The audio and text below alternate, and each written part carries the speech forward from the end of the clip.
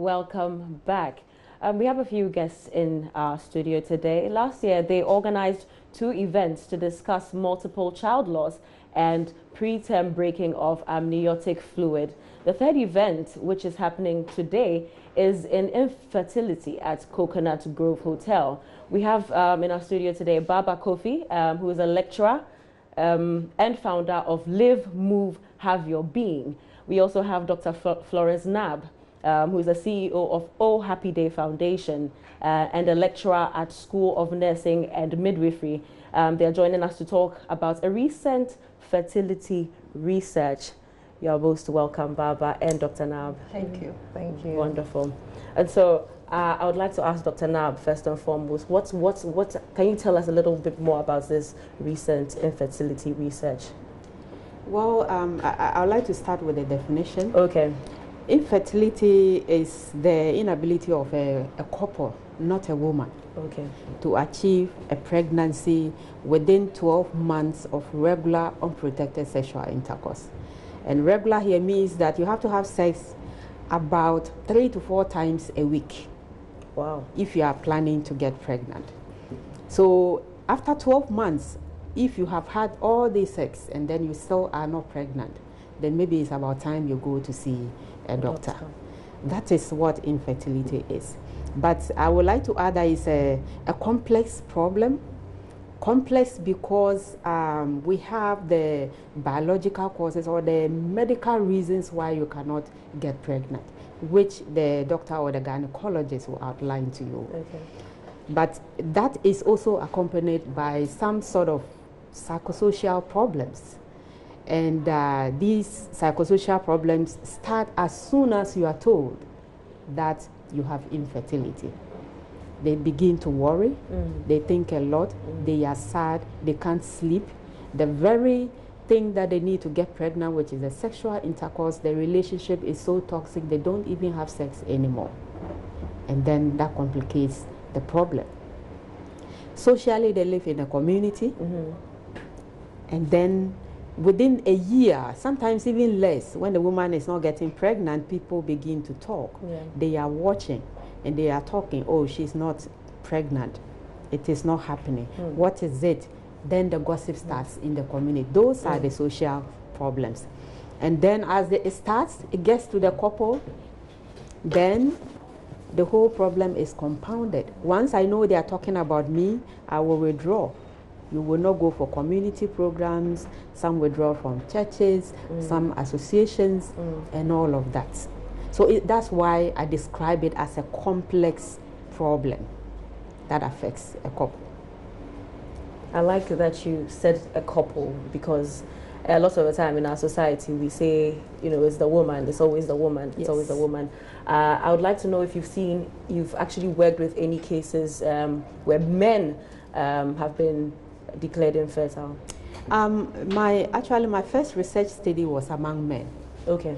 And the men were recruited through their wives.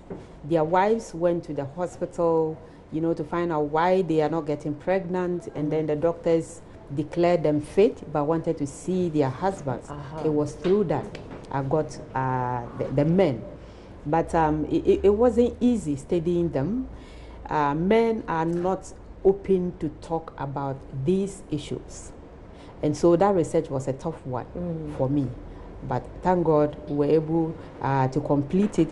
One of the main findings that I got from that study was that the men were so worried about the way their wives were treated. And that shifted my focus to look at the women more. And so now I'm still working on understanding how women experience infertility whilst I'm planning to go back to the men in the future. I see. And Baba, I'd like to know how you come in with Live, Move, and Have Your Being. How did you start this? What influenced the beginning of this movement? Okay, so I started this, this is birthed out of a personal experience I had. About 6 years ago, I lost my first child. And it was a very difficult process, and it was very difficult getting over it. However, when I was pregnant with my second, I was admitted in hospital for 6 months. to have the second child. And you can imagine it was a women's hospital. So I met a lot of women, a lot of families, couples who were also dealing with pregnancy issues, infertility, etc. And I kept a journal because I'm a writer. So I just wrote down all these stories and told myself one day I would write about it. And I've written a book on it. However, beyond that, I realized that I had gained so much knowledge about pregnancy issues, fertility, so friends would call me about it. And I started writing short stories on Facebook I call pregnancy tales. And they are real life stories of these women that I met. And out of that, I said, no, we need a movement to support couples who are going through pregnancy issues and fertility issues. Sometimes we think that women who are in rural Ghana probably are more prone to such issues because they don't have good health care systems, etc. But it is not so. Almost everywhere I go, a woman has a story, a man has a story. His wife went through something, or they are going through something that is related to childbirth. So that is how Live, Move, Have Your Being came into existence, and it's been great. So far, we have reached out to through Joy TV, so many families all over the country. People keep calling, asking for support, and we did 2 events last year, as you mentioned. We spoke about prom, when your water breaks before it is supposed to, and then multiple child losses. And this time we are talking about infertility. And Dr. Nab and Oh Happy Day Foundation are a very key partner because they are also committed to helping couples with infertility. And so that is where we are. Wow, such a sensitive issue. You mentioned that you're having a show today, a program today. I'd like to know a little bit more about it. What about infertility and any other details that you'd like us to know? So this evening at Coconut Grove, and I must mention Coconut Grove, they are our partners as well. They are supporting this cause, not because we know anybody there, but also because they want to champion the cause of people going through these issues. So we are having a seminar. It's in 2 parts. Dr. Nab would be giving us a public lecture on living with infertility, the issues therein. She can even explain it a bit more. That's the first part. And then the second part, we're actually connecting families and couples to help, to proper help. So there will be gynecologists, there will be fertility specialists, and then there will be psychologists who would take couples through sessions, one-on-one sessions to discover what their issues are and how we can help them. Previously, last year, we had a talk show sort of to discuss the issues, but this time we want that one-on-one session so that couples would get the appropriate help there. After the event, we are still available to support, and that's one of the things that we do. So you can always call if you need support in health, if you need support with psychology. And we are a Christian organization, so we also believe in faith. If you need somebody to pray with you, we are available to support you in that direction as well. What a wonderful. So it is 5:30 p.m. today. Okay. Yes, if you want to register to see a fertility specialist, you can call numbers. I don't know if I can give the numbers out. You can call 0246 425 743 or 0243 394729. And there are young ladies who would register you so you can see the specialist today. And it is free, really, it's a ministry, so wonderful. Free. I'm sure a lot of people will be excited to hear that bit. It is free, so you don't have to pay any gate fees, any registration fees. Feel free, come and see them. Whatever your issues are, they would help you out. You mentioned during our discussion that you write.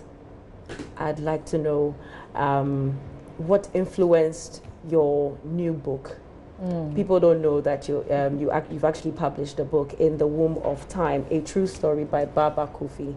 And I'd like to know what exactly influenced you or motivated you to put this book together. Why would you come out to actually put In the Womb of Time together? You know, in our part of the world, one of the things that we shy away from is telling our stories.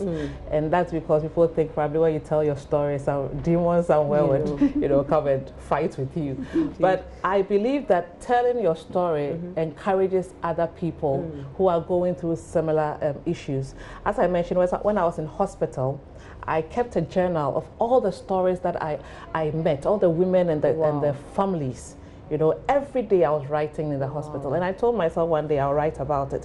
And so In the Womb of Time talks about the story of a young lady who lost her first child and was in hospital for 6 months to have a second, and then the stories of the many women she met, you know, and the issues that they dealt with. So there are so many things in the book. The issue of marriage, which is critical when it comes to childbirth. The issue of in-laws.